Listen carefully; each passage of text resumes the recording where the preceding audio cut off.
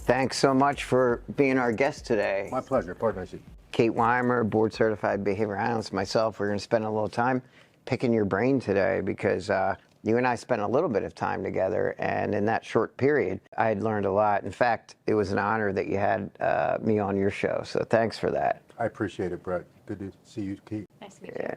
Yeah, so this is interesting. We have a blend of behavioral science here mixing with law enforcement and safety, and you know a lot of that kind of blends together, and they're inextricably linked in many ways, especially in the schools. You know, so Corey is a retired sergeant for the police department in South Jersey.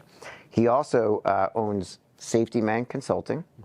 And that's a really interesting niche because from what I understand, you've actually taken that a step further than many police departments and brought that to a national level. And I learned a lot about that. It was exciting. He handles things such as very sensitive topics like active shooter response, disaster responses, and many more things. He's also the host of the Corey Jones Show, and that's been very educational in the New Jersey area. He's a master trainer of the bowler rap, which I can't wait to get into that a little bit, which is really, yeah.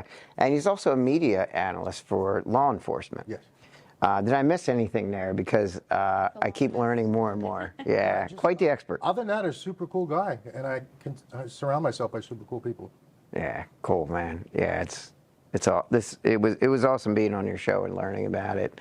And so did you want to expand a little bit about what got you into the field? When you were a sergeant here in southern New Jersey for the police department, when did you make that bridge? Was it when you retired, or did you start looking at safety and active shooter response and preventative measures back then when you were sergeant? Or did it kind of organically evolve into your consulting group when you retired? How did it all come about? That's a great question. It's one of the most common questions, Brett. So basically what happened, I have to talk about something that happened unfortunately in America, but we all remember when Columbine happened, which was really the first active shooting that we had in an American school, was Columbine back in 95, I think it was. At that point, we as law enforcement had no answer or had no plan on how we would respond to and handle an active shooter, let alone the school systems. So there was no plan. So I was part of the SWAT team, and SWAT, super cool. It stands for sit, wait, and talk. You know, that's what we do. And that's basically what they did at Columbine. All the cops surrounded the school and handled it like a barricade. And we realized that that was ineffective.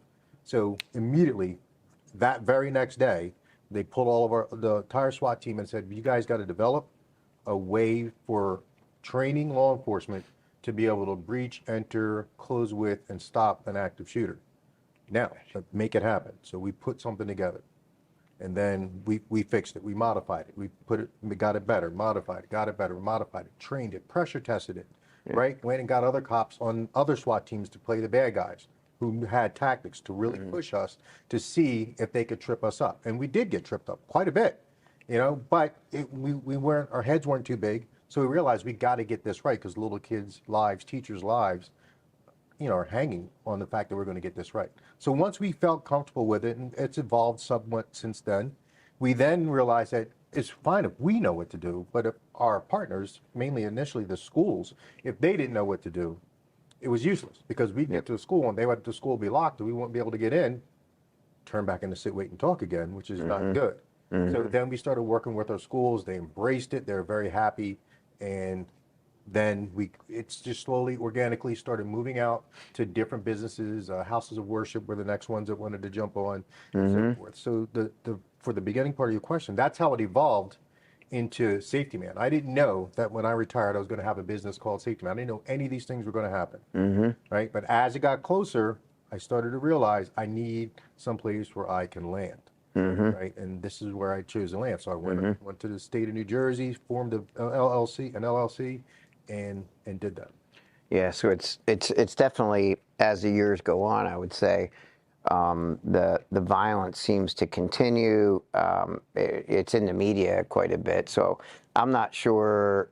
In your opinion, are the incidents occurring more frequently from what you've seen, or is it just that there's more attention to it from the media? Do you know? They are. I do believe that they're occurring more frequently, and I do believe that we're paying a lot of attention to them. Unfortunately, they've been politicized, right? So you listen to them, Yeah. and depending on what channel you listen to, they'll put some facts out, and a different channel will put some other facts out because they want to get a political spin to it. So, for my ability, what I try to do is listen to 4, 5, 6, or read 4, 5, 6 different accounts from 6. If I get one that's way over here, one that's way over here, one that tends to run it down the middle, right? I try to get all of that because that's the only way I'm able to get all the facts. Yeah. And then if something's wrong here and wrong there, I can strip that out. That way, when I go before my potential client, I can speak intelligently and let them know that in 2023, we've had, I think, 116 mass shootings where 2 or more people, not including the shooter,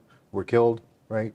That doesn't mean it was an active shooter in a school or something like that. Could have been a gang shooting. It could have been some other type of shooting or whatever. Not that those are any less important. I'm not trying to minimize But they're those. different. But they strike a different chord in my heart because it's not 10-year-olds in a school, right? Yeah.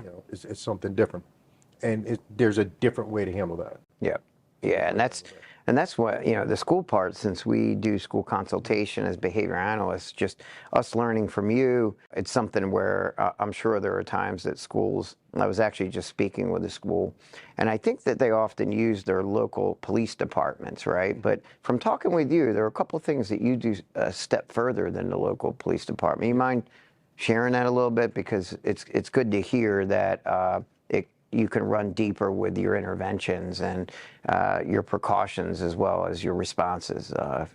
What might you be doing additional beyond what, say, the local police department might do?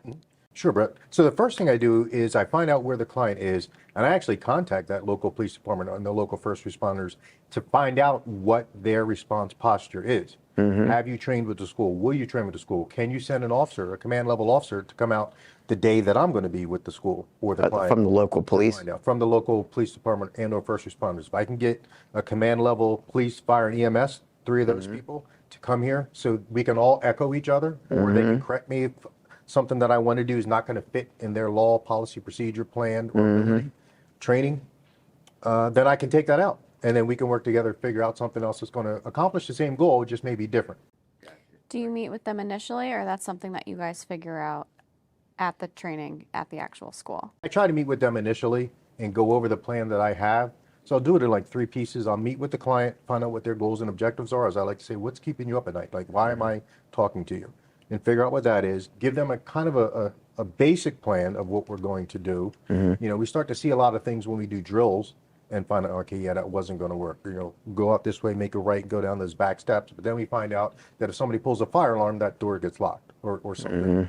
Something happens that we would never have known. Yeah, a lot of the mechanics are different than what you had expected, and it could really throw a monkey wrench into the process. I do like what you're saying, though, that it's not a pigeonholed plan. Like, each school does have a different plan, so it's not like you're coming in and just trying to sell the same worksheet over and over and over again. You really do take the time to look into the school system and each police station to see what is conducive for that county or for that school. Yes. So I care immensely that my clients are better when I leave than when I got there. I care immensely about that. But number 2, I'm not a one motivation type person. I don't believe that people are motivated by just one thing. So I'm also motivated by the fact that I was brought up as a public employee, right, as a police officer. And after about maybe 2014 with cameras and all, we were really worried about whether it be frivolous or actual lawsuits. So my brother being an attorney, every time I make something, let's just mitigate as much liability as possible. Let's just mitigate as much liability as possible. So by doing those things, by reaching out to the first responders, by making sure that this plan fits this building in this type of circumstance, it's going to accomplish that. They're going to get the best plan. They're going to feel comfortable about it because they saw it evolve, right? As opposed to somebody else come in and say, here's a piece of paper from OSHA, just do that. Yep. Now, granted, all my base things are from the professionals who made the documents, because the Secret Service and the FBI 2 times did a joint study on mass active shooters. Okay. What to look for, what to do, and so forth. So I'll take that, and that's my base document. So then Okay. if I'm doing this building and your staff, then we're going to start to break it down and make it specific to you. Right. And does the federal level, do they get involved at all at the local levels in schools, or is that something that might happen after the fact? Or what involvement, in addition to the basic groundwork that they've been able to provide that you build on, what involvement does the federal government ever have with these types of situations? They're good once we have our training and stuff put in place, and we have the things that we give our clients what they're supposed to look for, some red flags, some things like that. Sometimes they're working hand in hand with the local, the county, the state, and the federal government. We have what's called the ROC, the Regional Operational Intelligence Center, up in Hamilton, New Jersey. So we can put information up there to staff 24/7, 365, and we can put, like, say we find a note in a room, say, I'm going to start killing people, or I'm going to blow up the school, I'm going to release a toxin in the school. Well, we'll take a picture of that note, right? We'll get a handwriting sample. We'll get a deep dive on how many people are supposed to be in the school, who had access to that bathroom between these times. Throw all those names up there. Look for other chatter and stuff in the area. So we have a bunch of people working a bunch of different leads all at the same time. While we'll have the local detectives there, looking through the school, looking through the disciplinary records, who is absent, who's in trouble, who's about to fail, all the different things, other threats and things like that. So we'll do all that together. So the feds will have a big piece in that if we were to do something like that. And heaven forbid there was an event, the feds are going to come down and help with missing persons. If it's out-of-state people that we got to go talk to, out-of-jurisdictional people we got to talk to. If there are explosives or firearms, we would have the ATF involved on scene. A lot of different departments depending on the circumstance, right? Yeah. Yeah. What I was wondering, if we could even dive a little deeper, is would you be able to walk us through some of the steps that you train folks on in schools? Some of the most important steps. I know there's a lot that goes into it, but some of the steps and protocols that you suggest are implemented. And I realize that it's great because you don't have that canned approach. You're customizing so many things for the school. But what are some of the basic guidelines that you're giving schools when you're doing active shooter training, safety training? Sure. So I like to call it what the client wants to call it, because believe it or not, I've had some clients that say you can't call it active shooter training. Yeah. We don't like that phrase. Or you can't say run, hide, fight, because we don't want our people fighting. It's So I have to deal with the culture. I have to find out it's the first thing. When I'm on the phone with them the first time, or if I'm face to face with the first time, I talk the way I talk, and I watch their facial expressions. And if I say a word, a phrase, or a concept, and I see them wince, then I realize, okay, that's a touchy subject. So then, depending on what it was, I'll say, earlier when I was talking, I said run, hide, fight, and it seemed to make you upset. Did I misread that, or tell me how you feel about that? And then they'll say, we don't like the word fight. I said, okay. I said, why? And, like the school environment. Culture, right? And then I have to come to an agreement. All right, what do you want me to call it? Because I don't want to say the wrong thing and have you upset for the rest of the training. So that's the one thing. Figure out what they want, what the culture is there. What's the level of motivation to learn this skill? Yep. Right. So that's one of the things I do is if I can't figure out what the motivation is, I have to then go figure out what it is once I get there and I see my clients, my group, their team. I got to find out what's going to motivate them. Is it because you actually care and you don't want you or your friends or these children to get hurt? Are you motivated because they're all going to do it, so I don't want to be the only one not doing it, right? Are you motivated, well, if I don't do something, I might get sued? Okay, whatever it is, I can't change your motivation. I can only identify it and teach to it. So then I find out what the motivation is. Are you just trying to get an insurance hit and make your insurance go down? You really don't care about it. Gotcha. Or is it because something happened 6 blocks down the street and now we think we have it? Whatever. Right. I've had all of these at one point or another. It's been something like that. Gotcha. So the first 2 steps would be understanding the culture and the language to make sure you're pairing with them in a way that they feel comfortable, because each department or each venue that you may train could have a whole different culture, right? So step 1. Step 2 you were saying is basically just getting an idea from the clients in the school, for example, like why you're there, like what's the motive. Sometimes it maybe isn't exactly what you thought it was or what they initially contacted you for. That's awesome, Corey. And then what would you say like step 3 would be in your sequence? So step 3 would be, let's look at a historic or local history of any type of similar events or any event that caused a large police presence or first responder presence, or heaven forbid, somebody was injured or killed at one of these venues, and what happened with that. So let's see what actually did happen in this area that you may or may not know about. So we can determine what are the types of threats. Because I've gone to clients in inner city Philadelphia, and you step 10 feet out of this brand new built, beautiful charter school, and you're in an area where you're afraid to park your car, right? So they have different challenges than, middle school in Mount Laurel or Marlton would have. You're not going to have that problem. Yeah. You have different challenges, right? But you don't have that one. This school had metal detectors and all that. So somebody getting inside the school with a gun, pretty hard. But once they walk a couple blocks away, they could be in a different situation. Right. And these people care about their kids. And now we have to have the discussion, which could bring me on to level 4. Step 4 is we determine that historical or local areas of concern. Then we have to determine what is our responsibility as the school when they get off of school property, right? What is our responsibility? Where's the line in terms of you looking out for their safety? I guess, do you know where the school draws the line? Is it on the school grounds that they're responsible, and then once They usually have kind of like our property line for your home, where your sidewalk ends right about there, like that grass. That's typically where it is. So they would have their whole parking lot. Anything that's designated as their parking, like this is only parking for this school. That's going to be something that's theirs.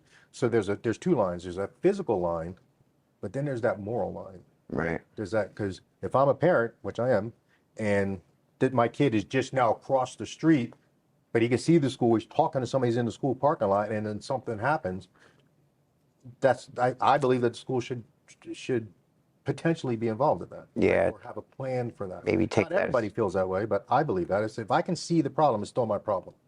Yep. That's the way I just because they're over a foot over a line doesn't mean you're not going to take accountability to help, right? Good luck with that in the court of public opinion, right?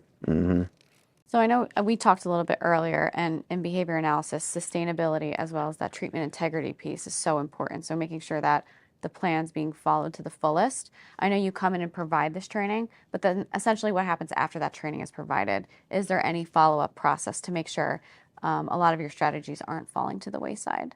Most of my clients, I try to have in my contract where I come back once a year and do a drill, like maybe just address them for an hour, things that have changed, reinforce some of the harder things, answer any questions I had, make any modifications that we needed, and then do a drill. We'll do 2 drills, take maybe 20 minutes each, and then I'm out of your hair again. It keeps it fresh in their mind. So they almost have to pass a test, essentially? If their command staff wants there to be some sort of actual grade that they have to pass it, then yeah, I can build that in. I can build that. I can build in even a little quiz, what things we look for, or we can do something. You're going out, and they'll get to an exit, and I'll have crime scene tape over saying this exit is no longer available. Find your next exit. Gotcha. That's part of the way I train my people. Yep. My clients is, you need to find 3 places to hide, 3 places to exit, and 3 improvised or actual weapons everywhere you go. And make it a game. Make it, the first 10 times you do it, it's going to be a struggle. But if you don't think of it that way, after about 10 times, it'll start to be automatic. And then you can get other people involved in it, get kids involved in it, get your significant other involved in it, get everybody involved in it. Yeah. Right. And you make that automatic. And it doesn't take a long time. And people say, Corey, you're crazy. I'm like, I very well may be. But it doesn't mean that this isn't a good idea. Yeah. And touching back on the training part that you brought up, how do you roll that out and see that there's some competency? One thing in the field of behavior analysis that is sometimes overlooked is that someone could understand the facts, they could reiterate the steps, but they don't always, when it comes to execution of it, they could do it accurately, but they don't do it fluently to a level that would be effective. And in the field of applied behavior analysis, it's one of those things that is often overlooked, but it's a principle. To be able to, once you have the accuracy of the steps, then can you do it fluently Can they do it under pressure and things like that? I realize your clients will have different preferences on how they want to practice, if they do practice. But do you ever come across situations where you actually time them, or you're having some time factor involved? I have a time factor. I have a goal factor. You know, I need you. So we teach run, hide, fight, right? That's the accepted practice of handling an active shooter. We've heard that for probably 10 years. But what does that actually really mean? So the way I teach run, hide, fight is they're not linear. So if you're on fire, what's the 3-word they tell you to do if you're on fire? Stop, drop, and roll, right? Those are linear. You have to do them in that order. Try to do that out of order, and it's not going to work, right? You start to roll before you drop. If you drop before you stop running, you know, now you're going to skid on the ground, and you're not going to have a good solution, right? So I try to teach them run, hide, fight. You could drop anywhere. The situation could put you anywhere just based on its proximity to you. You may say, oh my God, I got to run, or I got to dip in there and hide, and then try to barricade that place if I can. So the testing their competency would be, are they making the right choice? And then while they're in a run, a hide, or fight, they got to be thinking at any point, I might have to change this to one of the other two. So if I'm in a hide, now and this guy comes in, the bad guy, bad girl comes in, I better have a plan of my improvised or actual weapons to fight. And so it's run, hide, fight, right? Those are the 3 things we do, not in that order. So whatever the situation makes us do, we have to be ready to do that. So in other words, an example of that being in a different order could be if someone was hiding in a closet, an active shooter came in the classroom, got ready to open that door, it would be wise for the potential victim to go after the perpetrator, right? Yep. I know sometimes that we were talking. Sometimes it's some folks see that as controversial. I think you said, why is that? Because it's your last option to save lives, right? I think if I remember you saying sometimes people are worried about liability. You know, if I teach my staff to fight, am I liable? So, well, if you teach them not to fight, and they get killed, hurt, thrown out a window, sexually assaulted or something, but they could have fought and protected themselves, do you think you're liable then? You know, this is not a perfect world. You're going to be liable. People can't wait to see you. This is just the way things work. Yeah. So I think once I gently and professionally, and on their side, not talking down to them, but I understand. Trust me, I understand. Being a cop for 27 years, half the people didn't like what I did my career anyway. So I'm used to that. I get it. I said, however, my goal is to make sure your people truly understand the gravity of what we're training here. I need them to truly understand it. I don't like sugarcoating it. Yeah. Because if I sugarcoat it, then they're going to half-ass it when they're going through the drills. So Gotcha. we don't do that. I talk. I do like something that you said. It's basically like teaching a creative curriculum to be extremely flexible because it's not one steadfast. We have to do X, Y, and Z.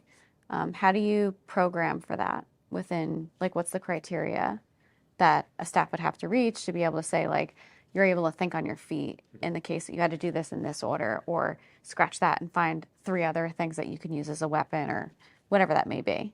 So what would that kind of look like? So my goal is I try to accomplish these 3 things. A need for the tactic or a need for the training. I get buy-in. So once you can repeat back to me that you are aware of the needs for the training or the tactics or the skill set, then have to just show that you can actually perform the skill set in a non-stressful environment, and then finally show that you can perform the skill set in a mediocre stressful environment. Okay, again, I'm not going to be chasing you around. We're not going to be running and jumping and throwing darts at you.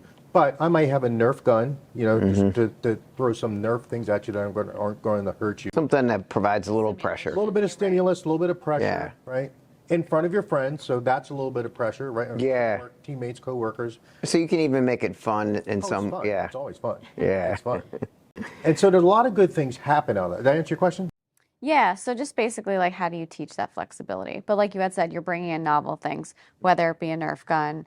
No, you may not be chasing them, but like you're putting these things within the environment to kind of simulate what it could be like. Obviously, nothing is going to be the exact way that it would happen. That's impossible. It is impossible. But the fact that you're bringing in some type of outside stimuli to simulate that was what I was asking. Yeah. Yeah, that is exactly the way I try to do it. Is again, what building it all, everything, all as we said before. So we're be on like step 5 or 6 now. So every steps 1, 2, 3, 4 have gotten me to here. Yeah. They could have driven me in a different area. Shifting gears just a little bit, what signs, if any, are typical or I guess best practices to look for when it comes to, say, for example, a student within a school? Part of that, it's interesting because it overlaps. Part of that is our job as behavior analysts. And I realize there also has to be an interdisciplinary team quite often to look for those signs. But from where you sit and your history, what signs historically have you seen, or even when you maybe did a media analysis and looked at the factors, do you see patterns in the behavior of a potential shooter? Yes. So I don't, but the professionals, the Secret Service and the FBI, through 2 of their studies, really did. And I'm going to give two ways this way. This is what I'm going to tell you, but the clients are actually better at this than I would ever be able to be. Right. Because they know their school, they know their clients better than I do. However, what the Secret Service and FBI and all the literature today would say is somebody who's has received or is about to receive discipline, right? Somebody who's got issues at home, their home life, right? Major issues at home, subject to being bullied or not included or really low on the social totem pole, so to speak, within the environment, just doesn't fit in, things like that. Then all the way up to the obvious, making threats, violent, suicidal ideations and things like that. You know, Yeah. an abnormal preoccupation with violence, weapons, or anything like that. And then obviously the ultimate, somebody converts to some sort of extremism, whether it be homegrown, foreign terrorist organization, or anything like that. That's a really comprehensive list. When somebody does that, and those are just. And you just know that off the top of your head, which means you clearly know you've been doing this a while. I have it written down here too. Oh, okay. I shouldn't give away my my secrets. Yeah. But the other half of that, Brett, is going to be the client.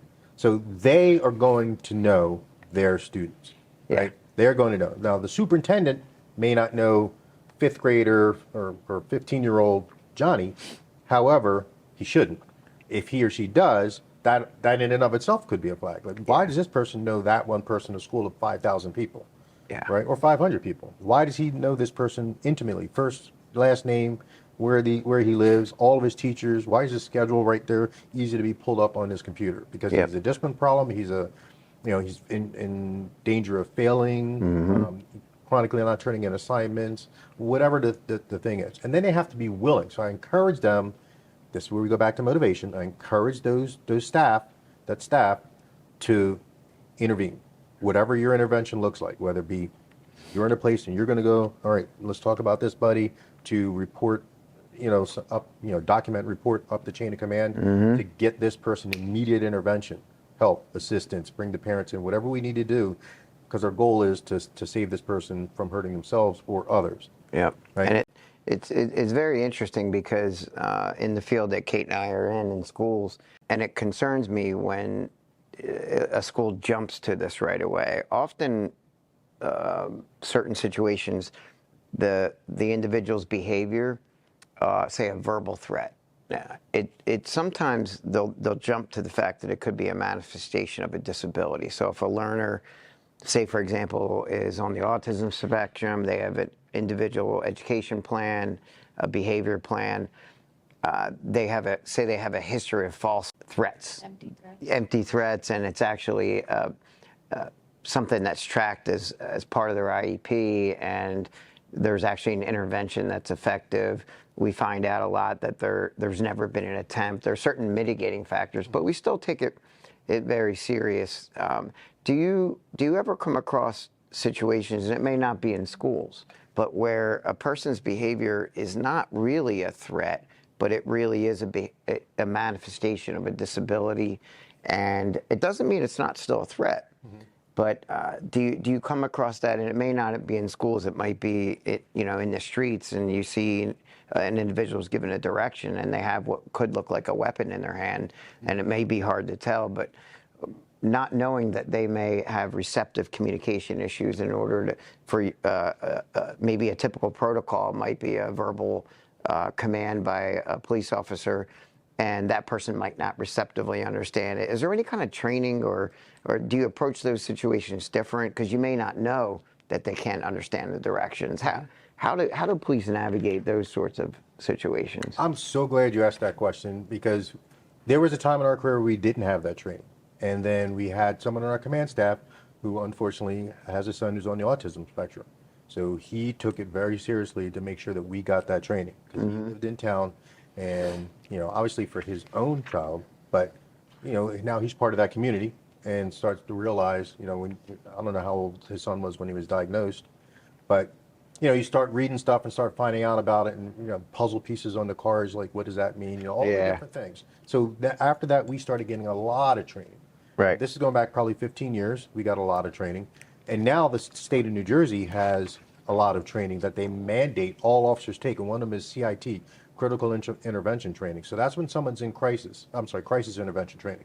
So when someone's in crisis, regardless of what that crisis is, if it's an acute crisis because something just happened and pushed them out of their ability to cope, or if this is something that is emotional, mental, or any other factor, physical, any other factor that now has them in crisis. They're not coping, they're not managing their emotions or just handling the world very well right now. And here we are, we got to do it. So we're trained in one voice, one question at a time, nice and slow, non-threatening, calm, keep them in a safe place, and have somebody else go see if they can find somebody who's in there, you know, a loved one, a caregiver, a doctor, counselor, somebody that can give us some insight, somebody that this person trusts, and if we can get that person at minimum on a phone, Zoom. Right? So if there's not the immediate threat, you might be able to pick up the phone and contact a clinician or someone a guardian, to find out their history, and that's good. Now, how about Corey, when it comes to the physical management of a crisis? I know police have certain protocols.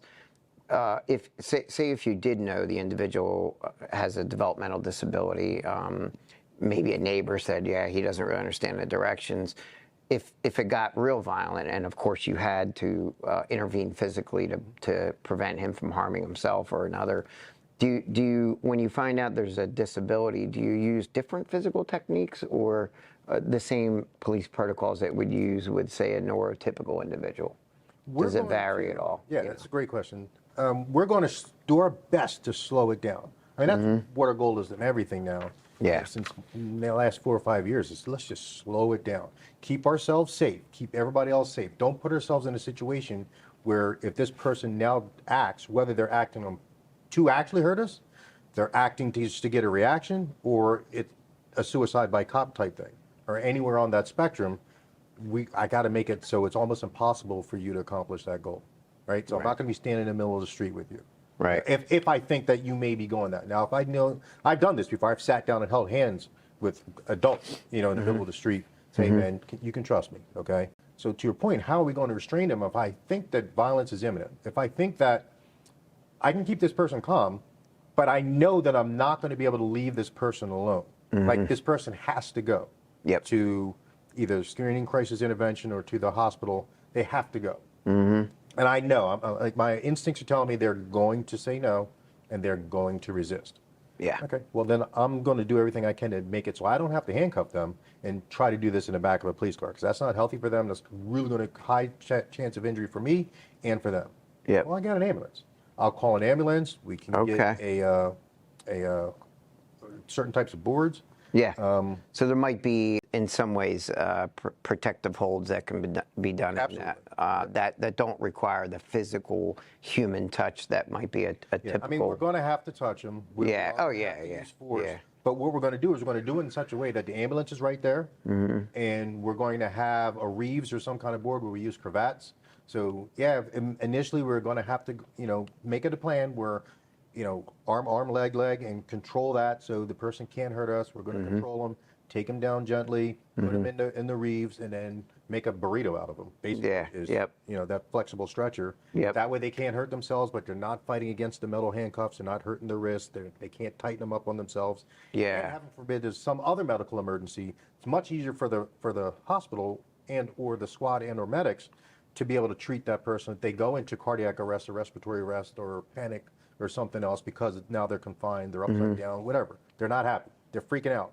And the medical attention's right there. It's really nice, Kate. I think to hear that that's modified for people with disabilities. It's for us. It eases my mind just knowing, having a stepson. I know he wouldn't always understand the direction given to him, and I'd actually have to model it and show him. And but then again, if he was becoming very aggressive, I would have to be hands-on. So that's great. And I'm sorry if I'm jumping around. I did have a question that I wanted to ask in terms of helping support school systems. So is there anything that you notice when you go into a school system to provide support that would be kind of a quote-unquote red flag or a hole within their current plan that you look for before even implementing any type of assistance? Yeah, that's a good question. So when I come in, I try to come in like a burglar, right? I want to say, all right, if I'm going to come in and do an active shooter, if I'm going to come in and do a burglar, how would I do it? So usually the client will tell me, all right, when you come in, go this way, they'll buzz you in the gate, or they'll do this and just park over here like that. I'm not going to do that. I'll get there a half hour earlier. I'll drive around, do my own thing, draw, look for things that we want to talk about when we're doing the event. And as I'm doing that, then I'm looking, how important do they take their security? Are there doors propped open? Is there people sneaking smoke breaks outside? 'Cause I don't think anywhere you can smoke next to a school. I don't think you can smoke in a school parking lot anymore, right? So if people are doing that, okay, so all the rules don't matter, right? There's some rules that don't matter to them, right? So those are the things that are red flags. Those are things that are red flags. I had a client that really their initial goal for active shooter training was they really wanted me to be the bad guy to tell them they can't use prop this one door open. That was really all they wanted, because they had been telling their staff over and over again to not prop this door open. Run out to your car and run back to your car. That's really what they wanted. So I was obviously able to expand it from there and incorporate all the things that I needed. But that's really what they wanted, was just that. So what does that tell me? That your staff does not respect you. You told them over and over again to close that door and don't do that, to the point that they're not listening to you. Now you have to pay me to come out and tell them. So if they're not going to follow this rule, all the good rules I give them, you're going to have to change your leadership style. Yeah. So that's definitely a huge thing that I see when I'm going into a school, is how serious are they taking just their regular day-to-day? I didn't even bring them this yet. Just their regular day-to-day. How seriously are they taking that? Yeah. So at the core, you're looking at their leadership skills Their leadership and their skills. current, like you said, respect for staff. When it comes to identifying the red flags, the signs that someone could be at risk, I like that you laid it out. Some of them, like they could have pending discipline coming, social isolation, a lot of those different things. What do you do when you see a lot of signs? Do you recommend the school, or is it the police, that try to identify the validity of a threat by checking if there are weapons at home or that they have access to weapons? That's something that, I think school personnel probably are very hesitant to do, because it involves probing into the parent and their family and things like that. What is it recommended? How do you find out if the threat could come to fruition because there are weapons? Yeah, so it's difficult, as it should be. But if we pregame it, if we talk about it beforehand, it's actually not going to be that difficult. Right. So you would contact, depending on where you are, what jurisdiction, the type of school you are, may talk about the types of rules that you have to follow before you can bring that information to a parent, right? You would think, you'd be like, hey, Mrs. Jones, does Corey have any guns? Do you have any guns? But we know that's going to be like, oh. Yeah. So we would contact our legal department, right? So whatever the business is, the school is, contact your legal representative. Say, hey, we have 16-year-old, 6-year-old, 6th grade, whatever it is, who we think has suicidal ideations. We want to find out if there are any weapons at home and what's going on at home. But because of the nature of it and the type of information that we might be getting, how do you feel that we should go about this? Should we register letters? Should we knock on the door, phone call, invite the parents in, send the police to the house? Which one do you think is best? All right. Well, let me ask you, because I'm sorry, to interrupt, but schools often, since it's a little bit of a gray area for them, and there's a hesitancy to make that call to a parent and upset them, there have been throughout various previous shootings, like even that 5-year-old situation. From what I understand about that, that was pretty serious threat. There was a paper trail of concerns. The staff member alerted administration. There was even behavioral data and logs showing how he's attacked people. That sounds to me, and just from the limited media information that I have, it seems to me that may have been an opportunity. I mean, we're obviously being a Monday morning quarterback here, but it seems that at times the school may need to go out on a limb, and it may be upsetting to a family. But if the school district council, their legal department, and the superintendent agree based on a clinician's recommendation about the severity, I wonder what ways there are to really speed up that process. Because if one day goes by and they're pontificating over this, they're checking with legal, and there was a serious threat, and say, for example, the student says, I have a gun at home, or my dad does, there's probably reasonable suspicion and concern. And what ways do you suggest you can kind of prompt along the school district to make it happen? Or do the police go in and look for those things? It could be anybody who's going to go in. So the training that I'm going to bring to the school, we all have already had most of this asked and answered. We all already have had a plan in place. So if this were to manifest, we already kind of have I don't want to say a blueprint, whatever would be a little bit looser than a blueprint, an outline of how we're going to do this. Okay, we know we need to contact law enforcement. We know we need to contact that anybody who's been around that child, anybody who's had influence on that child from the staff. Right? We need to get all his or her medical records, disciplinary records, grades, absentee, all that stuff. We know we need to do all these things. We know we need to contact our legal department to make sure that we're not overstepping our bounds. But the other question, and this is where I'm coming in, I'm going to say 100%, 100 times, very loudly, very energetically, that where do you want to be on this? Do you want to be the school that didn't do anything because you're afraid, and then tomorrow somebody's shot? Now you're 100% wrong, big. Or do you want to be the school that we erred on the side of caution, we checked our legal, we had law enforcement go out and just ask the parents, and the parents, it's 2023, I can't control their reaction. So we can't worry about their reaction. We have to worry about what's the safest thing for them. And if we're doing that, I can look at myself in the mirror, because I got to figure out what motivates everybody. I can look at myself in the mirror and say, I did the right thing. I did the best I could do to protect the staff, the school, the teachers, and that individual kid and his family. Or do you want to be the person that says, hey, I just want to make sure we don't get sued. That's all. So what's the best thing so we don't get sued? Because there's going to be people in the food chain that are going to be motivated by one of those different things. So, which goes back to what you were saying originally. Their motivations could be different. At the end of the day, I guess it's all about the safety of the learners, the students, and those people in that building. Sometimes they're going to have to put away their sensitivity and things like that. Their sensitivity, their ego, their fear, whatever it is. Your training experience is good enough to handle this.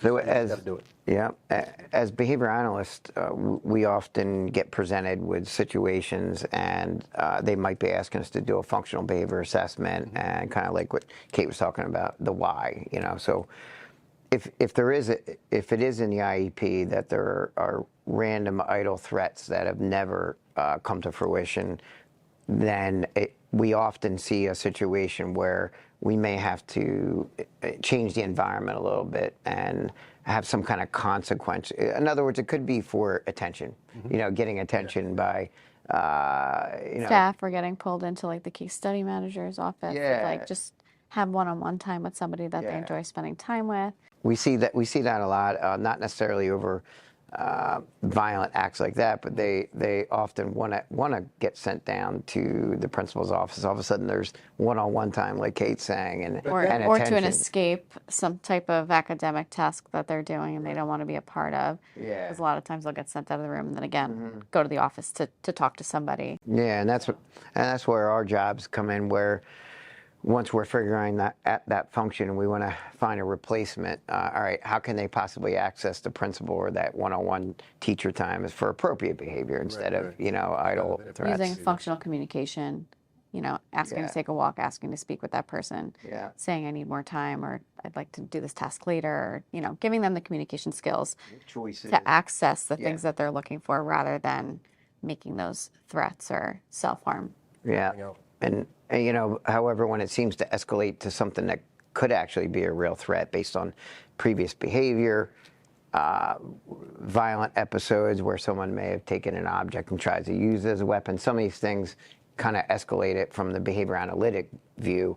And what schools are supposed to do is have an interdisciplinary team, and often the school psychologist's involvement, in order to do a threat assessment. And that's an area that I think I'm seeing more and more folks that are on, say, child study teams not wanting to do threat assessments. I guess it's the liability. And now that a threat assessment has a lot to do with some of the factors that we spoke about. And one of those would be, for example, they might need to temporarily suspend that individual until they can determine the validity of that as a last step. But understanding their previous threats, understanding what access they do have, like we talked about, meeting with the team to determine and interviewing all the people around that student to find out if they had other verbal ideations and so forth. But now when you enter a situation, for example, that it seems like they're likely to engage in something like this, and it's preventative, and the police are called, you guys come in, do you ever ask for a threat assessment, or do you ask for, were there formal clinical assessments done by either the child study team or the school personnel? Because I think quite often that's a step that is skipped. And I don't know, as law enforcement and consultants that you are, do you go in and even ask for that? Do you even know to ask for it? So putting my former law enforcement hat on, yes, we would absolutely ask for that. Right. Absolutely ask for that. In my current role, I have not been called into a situation that was in progress. Okay. We'll call that in progress, right? Because that's something I would love to bring you in on at times when that occurs. You know? So me too, because again, I'm bringing a different lens to it than all the schooling and everything you have is the greatest lens in the world. This is just a different lens, just a little bit of different experience. So you touched on something. You guys have both said something earlier that I wanted to ask because I don't know the answer to this. So say we have this kid who is acting out, attention-seeking behavior, trying to get a rise out of people, whatever it is. Is it like a lot of things that people do, that all humans do? It starts to lose its luster. They start to almost desensitize to it, so then they have to get more aggressive, assertive, outlandish in their behavior to the point where none of the things that I'm doing right now are fulfilling me. So now I have to go to run out in the middle of the traffic, punch the teacher, get a weapon or something like that. Because that's these people that are thinking this. Yeah, we're excited about this question because, I mean, at least I am, because it's so common that if a learner cannot access what they're going for, or they're kind of adapting to, like you said, the attention, and it's no longer getting a rise, or they're not getting what they wanted. Or the staff are kind of getting the idea of what the function is, and they start to extinguish that behavior or not provide it with whatever it accessed previously. Go ahead. You have an extinction burst, and that question you just asked is right on point, because you can avoid an extinction burst by finding replacements. So in other words, that individual that is doing it for attention, that possibly wants to keep amping it up, like you're suggesting, you can do different consequence measures to decrease it, but it's not going to decrease it sustainably unless you find other ways for them to access that attention. Because if they're totally ignored, just where you're going with that, they engage in what's called a response class hierarchy. So along with what you're saying, your common sense is speaking right to what occurs from a clinical end. They amp up what's called the topography of their behavior, and it could turn into more severe and severe things until they get what they want. And quite often it's hard to ignore that or to respond, but you can mitigate that and not allow it to get to that point by those replacement behaviors. Okay. Yeah. Do you want to add to that? Yeah, so one example, because I know there's a lot of jargon thrown in there and like Oh, yeah. different types of ideas that you may not be privy to. Sure. But you can look at it as you are leaving your job every day and you exit through the same door, right? Usually use your right hand, you push the handle and you leave and you walk out. However, one day you go to leave work and you no longer can exit out of that door, right? So what's the first thing you may do if a door doesn't open that you tried the handle that you always do? What's something else that you may do to try to open the door? Push it harder. Push it harder, right? So what? Right. So then you're right, and then if that didn't work, what might you do? Well, I'm not going to sell myself, so I'll just go to another door. But I'm not going to kick it. I'm not going to. If that's your only door to leave. I'm going to try as hard as I can. Depending on how bad I have to get out. Come on, break a window, Maybe I'll man. You break- got this. You got it. You would slowly you would slowly try different things and your intensity might increase. And it's the same thing with our learners who were taking away something that they normally would get if they just pushed the door. But if somebody walked up to you and said, "Hey, bud, like you just got to jiggle the handle and the door will work that way," you would have been like, "Oh, okay, now I can leave."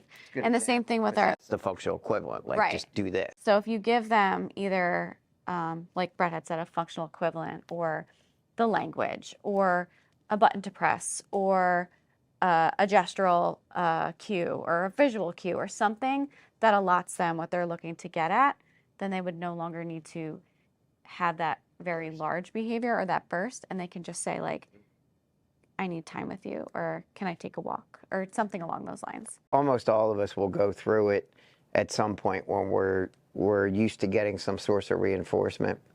And you know, I often I like to think back of from an evolution standpoint. Some of these extinction bursts are part of our phylogeny. In other words, they're behaviors that have been ingrained in us for years because it's how we survive. So the example sometimes I'll give is just bringing it back. Like if you were stranded on an island and you were there each day, you woke up, you found a coconut tree or something, you climbed it, you pulled down the coconut, you ate it, you found ways to sustain yourself. Now, one day you go over to that side of the island and all of a sudden there aren't any coconuts. So you end up engaging in all they call them topographies or different types of behaviors that would escalate. So for that tree, I might first start kicking it, punching it, I might climb it, hang on branches.